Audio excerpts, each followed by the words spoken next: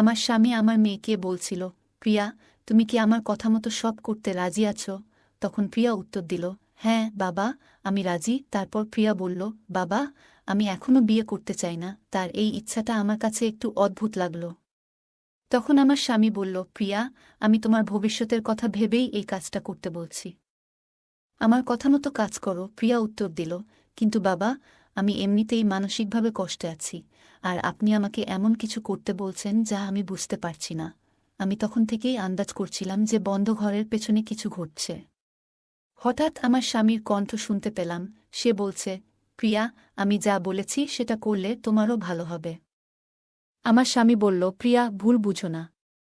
আমরা যা করছি তা আমাদের মধ্যে সীমাবদ্ধ থাকবে, তোমার এবং আমার ভালোর জন্যই করছি। হঠাৎ আমি প্রিয়ার কান্নার শব্দ শুনতে পেলাম। সে বলছিল, বাবা, আমি অনেক কষ্টে আছি। এরকম কথা শুনে আমি বুঝলাম কিছু একটা ঠিক হচ্ছে না। এই পরিস্থিতিতে আমি তার ঘরে ঢুকে গেলাম। তারপর যা দেখলাম তা দেখার মোটেও প্রস্তুত ছিলাম না। আমার গল্পগুলো তোমরা শুনো, কিন্তু সাবস্ক্রাইবই করো না। দয়া করে গল্পগুলো ভালো লাগলে ভিডিওটি লাইক, শেয়ার এবং চ্যানেলটি সাবস্ক্রাইবই করো প্লিজ। আমি সুমি, 15 বছরের বিবাহিত জীবন কাটাচ্ছি, এবং আমাদের মেয়ে প্রিয়া, যার বয়স এখন 15 বছর। সে এখন আমাদের সাথে থাকে। ওকে দেখলে মনটা ভালো হয়ে যায়। আমার মেয়ে অনেক সুন্দর ছিল। আমরা সবসময় চাইতাম আমাদের মেয়ে ভালোভাবে বড় হোক, একটা ভালো চাকরি করুক। প্রিয়া শহরে থেকে পড়াশোনা করছিল, আর তার জন্মের পর থেকে আমার স্বামীর জীবনেও অনেক পরিবর্তন এসেছে। ছোটবেলা থেকেই আমরা প্রিয়ার জন্য বড় বড় স্বপ্ন দেখতাম। ওকে ভালো শিক্ষায় শিক্ষিত করার জন্য আমরা যথাসাধ্য চেষ্টা করেছি। প্রিয়া খুবই মেধাবী ছিল। প্রিয়া ছিল একজন পরিশ্রমী মেয়ে, সবসময় পড়াশোনায় প্রথম হতো। সে শহরের একটি নামকরা স্কুলে ভর্তি হয়েছিল।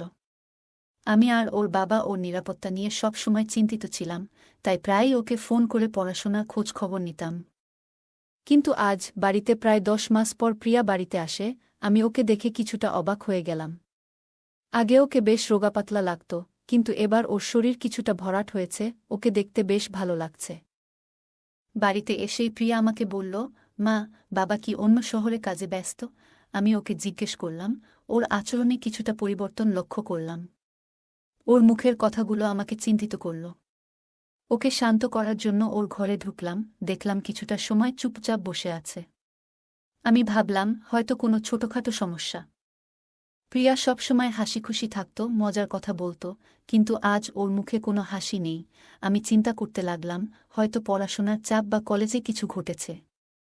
আগে ওর ঘর সবসময় পরিচ্ছন্ন থাকত, কিন্তু আজ ঘরটা একটু অগোছালো। আমি ওর ঘরে গিয়ে কথা বলার চেষ্টা করলাম। বললাম, তোমার বাবাকেও আসতে হবে। সবাই মিলে একটা সমাধান বের করতে হবে। প্রিয়া বিরক্ত হয়ে বলল, মা, তুমি কি শুধু প্রশ্ন করবে নাকি আমাকে একটু ফ্রেশ হতে দেবে? এই কথা বলে প্রিয়া বাথরুমে গেল ফ্রেশ হতে। আমরা তখন ওর বাবার সাথে বসেছিলাম। প্রিয়া এসে ওর বাবার দিকে তাকিয়ে শক্ত করে জড়িয়ে ধরল। অনেকদিন পর বাবাকে দেখে ওর চোখে জল চলে এলো। আমি বুঝতে পারছিলাম ও ওর বাবাকে মিস করেছে। ওকে দেখে আমি একটু সরে গিয়ে ওদের একা থাকতে দিলাম, যেন ও মন খুলে কথা বলতে পারে। যদিও আমি ঠিক বুঝতে পারছিলাম না ওর ভেতরে কি চলছে। তারা অনেকক্ষণ এইভাবেই ছিল। প্রিয়ার আচরণে কিছুটা অস্বাভাবিকতা লক্ষ্য করলাম, যেন ও কিছু লুকোচ্ছে বা কিছু বলতে চাইছে। আমি ওকে বুঝিয়ে বললাম, যদি কোনো সমস্যা হয় তাহলে যেন নির্দ্বিধায় আমাদের সঙ্গে কথা বলে। আমার মেয়ে আর আমার স্বামী দুজনেই বাড়িতে এসেছিল, তাই আমি একটি মজার ডিনার তৈরি করলাম।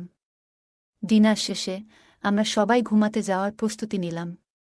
হঠাৎ প্রিয়া বলল, মা, আমি আজ বাবার ঘরে ঘুমাব। তুমি আমার ঘরে ঘুমাও।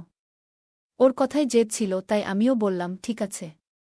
আমি যখন প্রিয়ার ঘরে ঘুমাতে গেলাম, তখন বুঝলাম সাধারণত প্রিয়া ওর বাবার সঙ্গে ঘুমাত না, এবং আগে ও বাবার সঙ্গে এত কথা বলত না।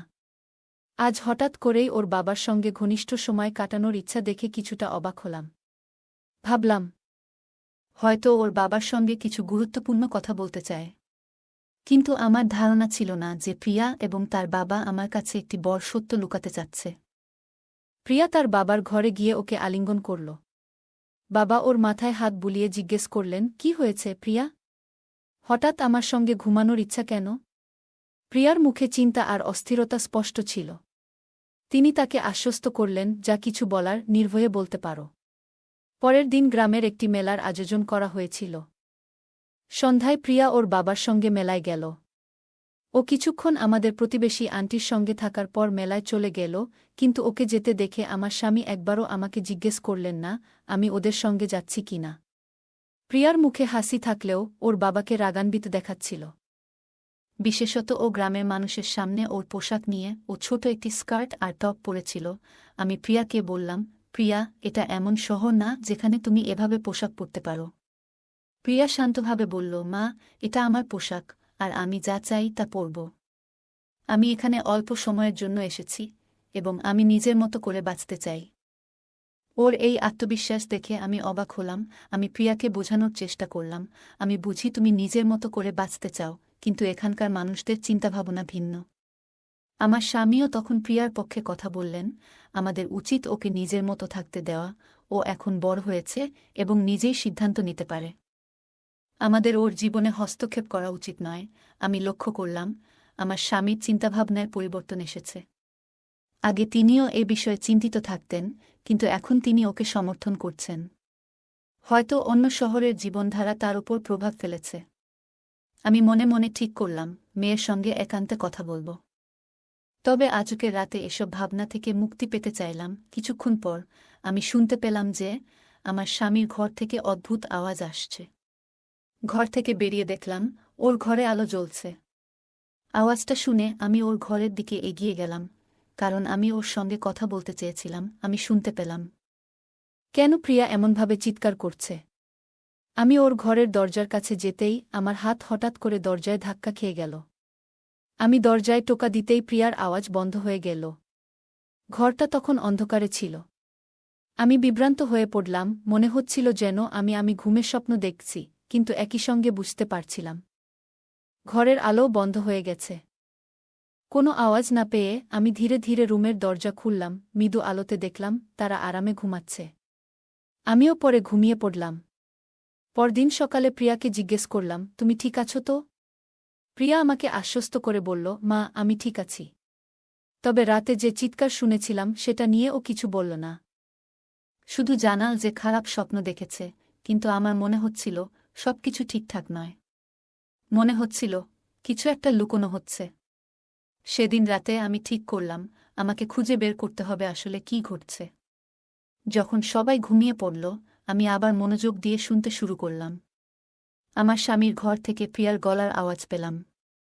ওদের কথাবার্তা শুনে মনে হচ্ছিল বাবা মেয়ের সম্পর্ক যেন এক নতুন মাত্রায় পৌঁছেছে। পরদিন সকালে আমার স্বামী কাজে যাচ্ছিল বলে তাড়াতাড়ি নাস্তা তৈরি করে দিলাম। পরে দেখলাম প্রিয়া ঘরের মধ্যে হাঁটছে, কিন্তু ওর মুখটা ফ্যাকাশে। মনে হচ্ছিল ও খুব ক্লান্ত। আমি ওকে বললাম, তুমি ফ্রেশ হয়ে নাও, তারপর নাস্তা করে নিও। আজ একসাথে বাজারে যাই। কিন্তু প্রিয়া ক্লান্তিভরা কণ্ঠে বলল, মা, আজ আমি খুব ক্লান্ত, মার্কেটে যেতে পারব না। তুমি একাই যাও, আমি বিকেল পর্যন্ত বিশ্রাম নিতে চাই। আমি বাজার থেকে ফিরে ঘরে ঢুকতে গিয়ে দরজা খুললাম, কারণ জানতাম প্রিয়া বিশ্রাম নিতে চায়। আমি মুদির ব্যাগগুলো একপাশে রাখলাম এবং রান্নাঘরে কিছু সবজি নিয়ে এলাম। রান্নাঘরের দিকে যেতেই ভেতর থেকে মৃদু একটা আওয়াজ শুনতে পেলাম। মনে করলাম প্রিয়া হয়তো ঘুম থেকে উঠে গেছে। রান্নাঘরে ঢুকে আমি যা দেখলাম তাতে চমকে উঠলাম। প্রিয়া তার হাতে ময়দা মাখছে, আর তার বাবা ওর পাশে দাঁড়িয়ে আছেন, ময়দা মাখাতে সাহায্য করছেন। আমি কখনো দেখিনি ওদের দুজনের মধ্যে এমন ঘনিষ্ঠতা। দৃশ্যটা দেখে মনে হচ্ছিল যেন ওদের সম্পর্কের মধ্যে কিছু পরিবর্তন এসেছে, যা আগে কখনো ছিল না। আমি লক্ষ্য করছিলাম যে বাবা মেয়ের মধ্যে কি চলছিল। হঠাৎ দেখলাম প্রিয়ার বাবা ওকে বলছেন, দেখো, এভাবে আটা মাখতে হয়। আজ আমার স্বামী কাজে বেরিয়েছিলেন। সাধারণত তিনি কাজে গেলে কয়েকদিন পর বাড়ি ফিরতেন, কিন্তু সেদিন তিনি অপ্রত্যাশিতভাবে তাড়াতাড়ি বাড়ি ফিরে আসেন, যা আমার কাছে একটু অদ্ভুত লাগছিল। রাতে প্রিয়া সবসময় তার বাবার ঘরে ঘুমাত, আর আমি প্রিয়ার ঘরে। তার বাবার আচরণে কিছু একটা অস্বাভাবিকতা ছিল, যা আমাকে সন্দেহ করতে বাধ্য করেছিল। সেদিন রাতে আমি আবারও প্রিয়ার বাবার গলা শুনলাম, প্রিয়া, আমি আজ তোমাকে আটা মাখানো শিখিয়েছি, কিন্তু তোমার শেখার অনেক কিছু বাকি আছে। ভবিষ্যতে তোমার জন্য আরও কিছু আছে যা আমি শিখাব। তুমি আজ রাতে প্রস্তুত থেকো। তার কথা শুনে আমি বিভ্রান্ত হয়ে পড়লাম, বুঝতে পারলাম না তিনি আসলে কি বলতে চাইছেন। প্রতিদিনের মতো প্রিয়া আবারও তার বাবার ঘরে ঘুমাতে গেল, আর আমি ওর ঘরে রইলাম। তবে সেদিন রাতে আমি ঠিক করলাম কিছু একটা খুঁজে বের করব। রাত গভীর হলে আমি ঘর থেকে বেরিয়ে ওদের ঘরের দিকে মনোযোগ দিলাম। দেখলাম ঘরের আলো জ্বলছে। আমি বাইরে দাঁড়িয়ে শুনতে লাগলাম। শুনলাম আমার স্বামী বলছেন, প্রিয়া, তুমি কি প্রস্তুত? প্রিয়া উত্তর দিল, পাপা, আমি এখনই বিয়ে করতে চাই না। ওর কথা শুনে আমি একটু অবাক হলাম। এরপর আমার স্বামী বললেন, তুমি যদি আমার কথা শোনো, এটা তোমার ভবিষ্যতের জন্য ভালো হবে। প্রিয়ার কাপা কণ্ঠে বলল, বাবা, আমি আগে থেকেই সমস্যায় আছি। আপনি আমাকে এমন কিছু করতে বলছেন যা আমি বুঝতে পারছি না। প্রিয়ার কণ্ঠ শুনে আমার ভেতরটা কেঁপে উঠল। আমার মনে হচ্ছিল কিছু একটা লুকানো হচ্ছে। প্রিয়ার বাবার গলা শুনতে পেলাম, প্রিয়া, তুমি চিন্তা করো না, সবকিছু ঠিক হয়ে যাবে। এরপর আমি প্রিয়ার কান্নার শব্দ শুনতে পেলাম। সে বলছিল, বাবা, আমি আর থাকতে পারলাম না। দরজার কাছে গিয়ে টোকা দিলাম। দরজা খুলে যা দেখলাম তাতে আমি স্তম্ভিত হয়ে গেলাম। প্রিয়া আর তার বাবা ভেতরে ছিলেন। দৃশ্যটা অদ্ভুত ছিল। মুহূর্তেই বুঝতে পারলাম এখানে কিছু অস্বাভাবিক ঘটছে। আমি দ্রুত দরজা বন্ধ করে বাইরে চলে গেলাম। শ্বাস নিতে পারছিলাম না। বুঝতে পারছিলাম এটা আরেকটা দিনের মতো নয়। মনে হলো যেন পায়ের নিচ থেকে মাটি সরে গেছে। আমার মেয়ে প্রিয়া সাজগোজ করে ঠিক যেন বিয়ের কনের মতো বসে আছে, আর আমার স্বামী তার গায়ে গয়না পরিয়ে দিচ্ছে। এ দৃশ্য দেখে আমি পুরোপুরি হতবাক হয়ে গেলাম। কিছুই বুঝতে পারছিলাম না। হঠাৎ চিৎকার করে উঠলাম, এখানে কি হচ্ছে? আমার স্বামীও আমার উপস্থিতিতে অবাক হয়ে গেল এবং বলল, সুমি, তুমি এখানে কি করছ? আমি অবিলম্বে প্রিয়ার দিকে ফিরে জিজ্ঞেস করলাম, তুমি কনের মতো সেজেছ কেন? আমার মন রাগে ফেটে যাচ্ছিল। আমি বললাম, তোমরা সব সীমা অতিক্রম করেছ। এটা কি হচ্ছে? এমন কাজ কেন করছ? আমার চিৎকার শুনে প্রিয়া কান্নায় ভেঙে পড়ল এবং বলল, মা, তুমি কি বলছ? কেন আমাদের পবিত্র সম্পর্ককে কলঙ্কিত করছ? ওর কথা শুনে আমি কিছুক্ষণ চুপ করে গেলাম। তারপর বললাম, আমি সব শুনেছি। তুমি আর তোমার বাবার কথাবার্তা, রান্নাঘরে বিকেলে যা দেখেছি, সবকিছুই জানি। আমার স্বামী তখন বললেন, সুমি, শান্ত হও। তুমি যা ভাবছ তা সত্য নয়। আমাদের মেয়েটি কঠিন সময় পার করছে। আমি শুধু ওকে সান্ত্বনা দেওয়ার চেষ্টা করছি। আমি বললাম, তুমি বলছ তুমি এমন কিছু করে ওকে সাহায্য করার চেষ্টা করছ যা একেবারেই অনুচিত। আমার স্বামী শান্ত গলায় বললেন, সুমি, তুমি যা দেখছ তা সবসময় সত্য নয়। পুরো সত্যটা শুনতে হলে আগে তোমার মনকে শান্ত করতে হবে। আমার ভেতরের রাগ সামলে নিয়ে আমি শুনতে লাগলাম। আমার স্বামী বললেন, আমাদের মেয়ে প্রিয়া যখন হোস্টেলে ছিল তখন তার এক ছেলের সাথে পরিচয় হয়েছিল। সেই ছেলেটি তাকে নিয়ে পালিয়ে বিয়ে করেছিল। তারা অন্য শহরে চলে গিয়েছিল এবং সেখানে স্বামী স্ত্রীর মতো থাকতে শুরু করে। কিন্তু ছেলেটি বিশ্বাসযোগ্য ছিল না। একদিন সে প্রিয়ার টাকা ও গহনা নিয়ে পালিয়ে যায়। প্রিয়া যখন বুঝতে পারে ছেলেটির আসল উদ্দেশ্য, তখন সে অনেক কষ্টে আমাদের কাছে ফিরে আসে। তার জীবনে একটা বড় ধাক্কা লেগেছিল। এমনকি সে নিজেকে শেষ করার কথাও ভেবেছিল। কয়েকদিন আগে প্রিয়া আমাকে ফোন করে সব বলেছিল। আমি তখনই তাকে শান্ত করি এবং বাড়ি ফিরে আসতে বলি। আমার স্বামী আরও বললেন, প্রিয়া যখন বাড়ি ফিরল, আমি ওকে কিছু কাজে ব্যস্ত রাখতে চেয়েছিলাম যাতে তার মন অন্যদিকে যায়। তাই ওকে ময়দা মাখানো শেখাচ্ছিলাম, সাজগোজের মাধ্যমে একটু আনন্দ দেওয়ার চেষ্টা করছিলাম। এসব ছোট ছোট কাজ ওকে ব্যস্ত রাখে, তার মনকে বিভ্রান্ত করে এবং মানসিকভাবে স্বস্তি দেয়া। আমি শুধু ওকে সাহায্য করার চেষ্টা করছিলাম, কিন্তু তুমি তা ভুলভাবে বুঝেছ। আমি সব শুনে স্তব্ধ হয়ে গেলাম। বুঝতে পারলাম আমি পরিস্থিতিটাকে ভুলভাবে দেখেছিলাম। আসল উদ্দেশ্য ছিল প্রিয়ার মানসিক শক্তি ফিরিয়ে আনা, যাতে সে নিজের জীবনের নিয়ন্ত্রণ আবার নিজের হাতে নিতে পারে। এই সব শুনে আমি বুঝতে পারলাম যে প্রিয়া অনেক কষ্টের মধ্যে দিয়ে গেছে। আমি এবং আমার স্বামী মিলে ঠিক করলাম যে ওকে এই মানসিক যন্ত্রণা থেকে বের করে আনতে হবে। একজন অভিভাবক হিসেবে প্রিয়ার বাবাও একইভাবে তার পাশে দাঁড়িয়েছে, কারণ এই ধরনের পরিস্থিতিতে মা-বাবার ভূমিকা খুবই গুরুত্বপূর্ণ। আমরা দেখেছি সমাজে ছেলে ও মেয়ের মধ্যে সম্পর্ক তৈরি হলে নানা ধরনের ঘটনা ঘটে। শুরুতে সবকিছু ঠিক থাকলেও সময়ের সাথে সাথে তাদের মধ্যে দূরত্ব তৈরি হতে পারে এবং কখনো কখনো তারা একে অপরের থেকে বিচ্ছিন্ন হওয়ার সিদ্ধান্ত নিতে পারে। কিন্তু এই বিচ্ছেদ মেয়েটির জন্য মানসিকভাবে কষ্টকর হয়ে উঠতে পারে। গল্পটা কেমন লাগলো জানাতে ভুলবে না। আরও মজার মজার রোমান্টিক গল্প শুনতে চাইলে ভিডিওটি লাইক, শেয়ার এবং চ্যানেলটি সাবস্ক্রাইব করতে এবং বেল আইকনটি ক্লিক করতে ভুলবে না। ধন্যবাদ।